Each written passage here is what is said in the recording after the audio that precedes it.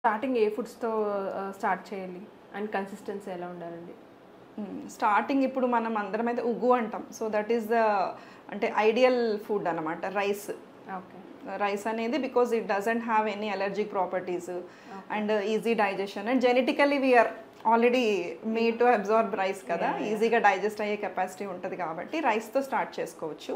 But it varies, అంటే కొన్ని parts of the ఇండియాలో రైసే తినరు కాబట్టి it varies, they can go for the wheat and all.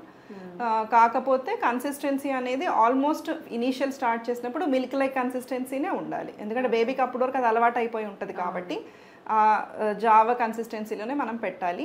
So accordingly మనం ఆ గ్రెయిన్స్ని కూడా అలానే గ్రైండ్ చేసుకోవాలి.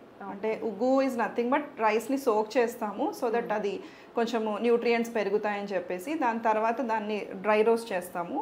దాని తర్వాత దాన్ని ఫైన్గా గ్రైండ్ చేసుకోవాలి. గ్రైండ్ చేసుకొని దాన్ని వాటర్లో వేసి ఉడకపెట్టి బాయిల్ చేసి జావా కన్సిస్టెన్సీలో ఇవ్వడమే ఉగ్గు.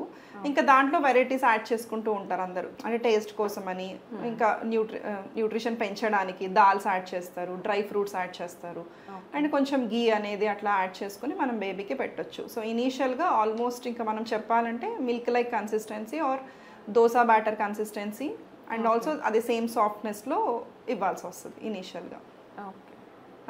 ఇంకా దాని తర్వాత మనము ఒక ఫ్రూట్, ఒక యాపిల్ అలా ఇంట్రడ్యూస్ చేసుకుంటూ వెళ్ళాలి. ఇది అంటే ఇది మన స్టేపుల్ ఫుడ్ ఫస్ట్ మనం అలవాటు చేస్తాము.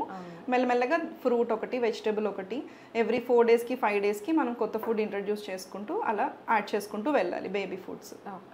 కన్సిస్టెంట్ ట్రాన్స్ఫర్మేషన్ ఉంటుంది కదండి. ఫస్ట్ మనం మీరు అన్నట్టు జావలో చేయాలి, తర్వాత కొంచెం సెమీ సాలిడ్స్, తర్వాత సాలిడ్స్. ఇది ఏ మంత్లో జరగాలంటే ఇంట్లో పేరెంట్స్ ఏమంటారు, గ్రాండ్ పేరెంట్స్ ఇంకా వాళ్ళకి 10th మంత్ వచ్చిన ఒక ఆల్మోస్ట్ 1 year దగ్గరికి వచ్చినా ఇంకా జావలాగే వాళ్ళు గొంతు దిగదు అని అంటారు కదా.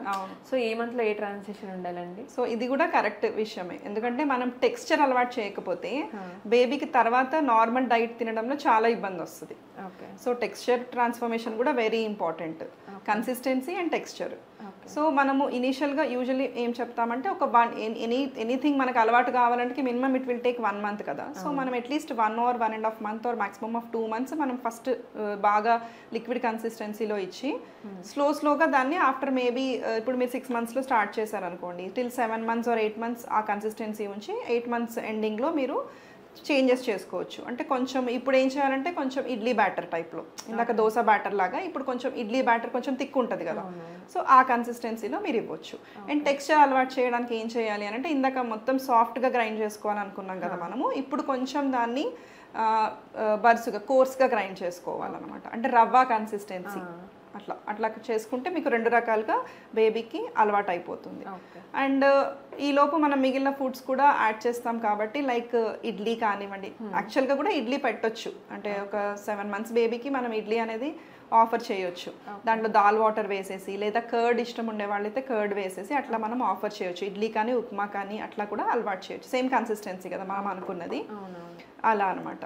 సో మళ్ళీ ఒక డౌట్ వస్తుందేమో, ఇడ్లీలో సాల్ట్ ఉంటుంది కదా ఎలా ఇస్తాము అని చెప్పేసి, దానికి ఆన్సర్ ఏంటి అని అంటే మనం ఇంత పెద్ద గిన్నెలో ఇడ్లీ రుబ్బుతాము, దాంట్లో హార్డ్లీ 1 or 2 spoons ఆఫ్ వేస్తాం మనం సాల్ట్. సో ఒక్క ఇడ్లీలో పెద్దగా బేబీకి సాల్ట్ అనేది ఏమీ వెళ్ళదు, సో కంగారు పడాల్సిన అవసరం అనేది లేదు.